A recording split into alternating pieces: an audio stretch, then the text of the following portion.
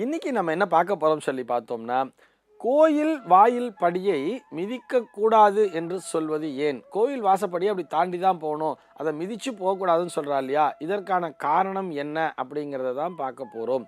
இதில நெறைய பேர் வெவ்வேறு விதமாக சொல்லின்னு இருக்கா. நெறைய பேர் என்ன சொல்லுவான்னு பார்த்தேன்னா, ஒரு சில பேர் ஒரு கந்தர்வன் இருந்தான். அவன் ஒரு பிரார்த்தனைய பண்ணிட்டு சுவாமின்ட்ட வாங்கிண்டான். யார் யாரெல்லாம் நான் வாசல் படியா அமைஞ்சிடணும், யார் யாரெல்லாம் உன்னை தரிசனம் பண்ண வராளோ, அவள்லாம் என்னை மிதிச்சு தான் போகணும். என்னை மிதிச்சு போறதன் மூலமாக என்னுடைய சாபம் அப்படிங்கிறது நீங்கும். அதுபோக என்னை மிதிச்சு போறவாளுக்கு அவளுக்கு ஒரு நன்மைங்கிறது நடக்கணும் அப்படிங்கிற மாதிரிலாம் பிரார்த்தனை வச்சுண்டா. அதனால தாண்டி போகக்கூடாது, மேலே ஏறி தான் போகணும் அப்படிங்கிற மாதிரிலாம் நிறைய கதைகளை சொல்லி கொண்டிருக்கிறார்கள். ஒரு சில பேர் ஒரு கந்தர்வன்கிறா, இன்னும் ஒரு சில பேர் பார்த்தேன்னா அவன் ஒரு அசுரன். அந்த அசுரன் பகவான்கிட்ட பிரார்த்தனையை பண்ணிட்டு அவனே வாயில் படியாக அமைந்து விட்டான், அவனை மிதித்து கொண்டுதான் செல்ல வேண்டும் அப்படிங்கிற மாதிரிலாம் நிறைய கதைகளை சொல்லி கொண்டிருக்கிறார்கள். இதுக்கெல்லாம் பிரமாணம்ங்கிறது எங்கேயும் இல்லை. கோவில் வாயில் படி மட்டுமல்ல, நம்ம வீட்டில் வாயில் படியாக இருந்தாலும், எந்த இடத்திலே வாயில் படி அப்படிங்கிறது இருந்தாலும் அந்த இடத்திலே நாம் அதனை மிதிக்க கூடாது, அதனை தாண்டித்தான் செல்ல வேண்டும். இல்லை சார், கோயிலில் பார்த்தோம்னா ரொம்ப கொஞ்சம் பெருசாக அகலமாக இருக்குது, நான் அதை என்னால் தாண்ட முடியாது, வயசானவா அப்படின்னு சொன்னால் அது நீங்கள் எந்த இடத்துல பார்க்குறீர்கள் அப்படிங்கிறது பொறுத்தது. வாயில் படி என்பது ஆலயத்தினுடைய அந்த சந்நிதி இருக்கு இல்லையா, பிரதானமான அந்த சன்னதிக்குள்ளே செல்லும் பொழுது மட்டும்தானே தவிர நீங்கள் கோபுர வாயிலை கணக்கிலே எடுத்துக்கொள்ள வேண்டிய அவசியம் இல்லை. கோபுரத்தினுடைய சைஸுக்கு தகுந்த மாதிரி கோபுரம் கொஞ்சம் பெருசாக அகலமாக இருக்கும் பொழுது அங்கே பார்த்தேன்னா அங்கே ஒரு படின்னு வச்சிருக்கும் பொழுது அது கொஞ்சம் அகலமாகத்தான் இருக்கும். அதனை தாண்டணும் அப்படின்னு சொன்னால் லாங் ஜம்ப் தான் கற்றுக்கணும், அதை தாண்ட யாராலையுமே முடியாது இல்லையா? அதே மாதிரி பார்த்தேன்னா அந்த வாயில் படி அதை நம்ம கணக்கிலே வச்சுக்க முடியாது. கோபுரத்தில் பார்த்தேன்னா அது கோபுரத்தினுடைய சென்டர் பார்ட்டில் தான் வச்சுருப்பா. சென்டராக வச்சுருக்கும் பொழுது அது இப்போ மேலே ஒரு பீம் அப்படிங்கிற மாதிரி போடுறா இல்லையா, அந்த மாதிரி ஒரு பீம் கணக்கில் தான் வருமே தவிர அது வாயில் படி கணக்கிலே வராது. எது என்ட்ரன்ஸ்லேயே ஃப்ரண்ட்லேயே இருந்தால் மட்டும்தான் அது வாயில் படி. இந்த கோபுரத்தில் அதில் ஃப்ரண்ட்டில் வச்சுருக்க மாட்டா, நடுவில் தான் வச்சுருப்பா. அந்த கருங்கல்லாலான ஒரு படி அப்படிங்கிறது இருக்கும், அதனை நீங்கள் வாயில் படியாக கருத வேண்டிய அவசியம் இல்லை. அதே நேரத்திலே அந்த சன்னதிக்குள்ளே போகிறோம் இல்லையா, மூலவரை தரிசிப்பதற்காக நம்ம சன்னதிக்கு போகும் பொழுது அங்கே வாயில் படிங்கிறது வச்சுருப்பா. அப்படியே கொஞ்சம் நிமிந்து பார்த்தேன்னா மேலே ஒரு கஜலட்சுமியை வச்சுருப்பா.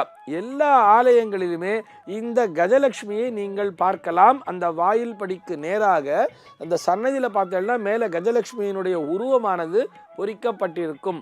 அதுதான் பிரதானமான வாயில் படி. அந்த படியினை எந்த காலத்திலுமே எப்பொழுதுமே மிதிக்கக்கூடாது, தாண்டித்தான் போகணும்.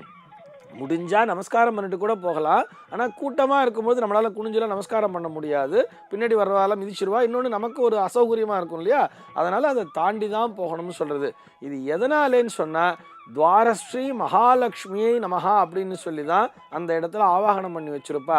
அந்த துவாரமானது மகாலட்சுமியினுடைய அம்சம். இதனை நமக்கு குறிப்பதற்காகத்தான் மேலே கஜலட்சுமியினுடைய உருவமானது பொறிக்கப்பட்டிருக்கும். லக்ஷ்மியினுடைய உருவம்னு சொன்னால் இது பெருமாள் கோயிலில் மாத்திரம்தான் இருக்குங்கிற மாதிரி இல்லை, எல்லா ஆலயங்களிலுமே நீங்கள் பார்க்கலாம். அது சிவாலயமாக இருந்தாலும் சரி, அம்பாளினுடைய சந்நிதியாக இருந்தாலும் சரி, அல்லது மூலவரினுடைய சந்நிதியாக இருந்தாலும் சரி, எல்லா சந்நிதியிலுமே அந்த கஜலட்சுமியினுடைய உருவமானது பொறிக்கப்பட்டிருக்கும். அதுதான் பிரதானமான வாயில். அந்த வாயிலை நாம் கண்டிப்பாக தாண்டித்தான் செல்ல வேண்டும். ஏன்னு காரணம் சொன்னோம்னா அது மகாலட்சுமியினுடைய அம்சம். மகாலட்சுமியை நம்ம மிதிச்சுண்டு போவோமா? மிதிக்கக்கூடாது அல்லவா? துவாரஸ்ரீ மகாலட்சுமி நமஹா அப்படின்னு சொல்லி தான் அதனை வணங்க வேண்டும். அது நம் வீட்டு வாயில் படியாக இருந்தாலும் சரி, நம்ம வீட்டிலேயே வாசல் படி அப்படிங்கிற ஒரு விஷயம் இருக்கும் பொழுது அந்த வாசப்படியில் போய் உட்காரக்கூடாதுன்னு சொல்கிறோம் இல்லையா, அதே மாதிரி வீட்டு வாசப்படியின் மேலே நிற்கவும் கூடாது. நம்முடைய பாதமானது வாயில் படியின் மேல் படவே கூடாது. நிறைய பேர் என்ன தெரியுமா பண்ணிட்டு இருக்கா, இந்த கிரகப்பிரவேசம் பண்ணும்போது இந்த ஃபோட்டோகிராஃபர்ஸ் போஸ்ட் கொடுக்க சொல்லி அந்த வாசப்படி மேலேயே 2 பேரையும் நிற்க சொல்கிறா. அதாவது நீங்கள் தம்பதியராக நீங்கள் 2 பேரும் சேர்ந்து அந்த வாசப்படி மேலே நில்லுங்கோன்னு சொல்லி ஃபோட்டோ எடுக்கிறா.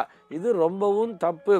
அந்த வலது கால் எடுத்து வச்சு வாங்கோன்னு சொல்லி அந்த காலை தாண்டி வரும்பொழுது வேண்டுமானால் அந்த ஃபோட்டோ எடுக்கலாமே தவிர தாண்டி வாங்கன்னு தான் சொல்லணுமே தவிர அது மேலேயே படி மேலேயே கால் வைங்கோ அப்படின்னு சொல்லி அது மேலே காலை இப்படி வச்சு ஒரு போஸ்ட் கொடுக்கறதுக்காக பண்ணுறா இல்லையா, இது மிகவும் தவறான ஒரு விஷயம். இது கண்டிப்பாக எதிர்மறையான பலனைத்தான் தரும். நமக்கு ஃபோட்டோக்கு வேணால் பார்க்கறதுக்கு 2 பாதமும் இப்படி தூக்கி வச்சிருக்கிற மாதிரி அந்த படிக்கட்டு மேலே நின்று ஃபோட்டோ எடுக்கிறதுக்கு வந்து நல்லா இருக்கலாமே தவிர, அதன் பிறகு அந்த வீட்டிலே எதிர்மறையான பலன்கள் தான் நடக்கும் என்பதையும் புரிந்து கொள்ள வேண்டும். ஆக வாயில் படி என்பது, வாயில் படியிலே மகாலட்சுமி என்பவள் என்றென்றும் நிறைந்திருப்பாள். மகாலட்சுமியினுடைய வாசம் அந்த இடத்துல இருப்பதால் தான் வாயில் படியில் பக்கத்தில் மாடங்களை வச்சு அந்த மாடத்தில் வந்து விளக்கேற்றின்னு இருப்பா. அதே மாதிரி தான் நம்ம கோவிலில் பார்க்கும் பொழுது அங்கே துவார பாலகர்கள் என்பவர்கள் நின்று கொண்டிருப்பார்கள். அந்த துவாரத்தினை பாதுகாப்பது தான் அவர்களுடைய வேலை. அந்த துவாரத்திலேயே நின்று கொண்டு அதனை பாதுகாத்து கொண்டிருப்பது தான். இப்படி யோசிச்சு பாருங்களேன், பகவானுக்கு எதுக்கு பாதுகாப்பு? தேவையே இல்லையே. பகவான் தானே நம்மளை எல்லாரையும் பாதுகாத்துன்னு இருக்கார். அந்த இடத்துல எதுக்காக 2 துவார பாலகர்கள் நிற்கணும்? என்ன அப்படிங்கிற அந்த விஷயத்தையும் புரிஞ்சுக்கணும் இல்லையா? ஆக இந்த துவாரபாலகர்களையும் வணங்கி நாம் உள்ளே செல்ல வேண்டும். அந்த வாயில் படியை தாண்டித்தான் செல்ல வேண்டும். இதிலே எந்த விதமான சந்தேகமும் இல்லை. சர்வே ஜனாஹ சுகினோ பவந்து.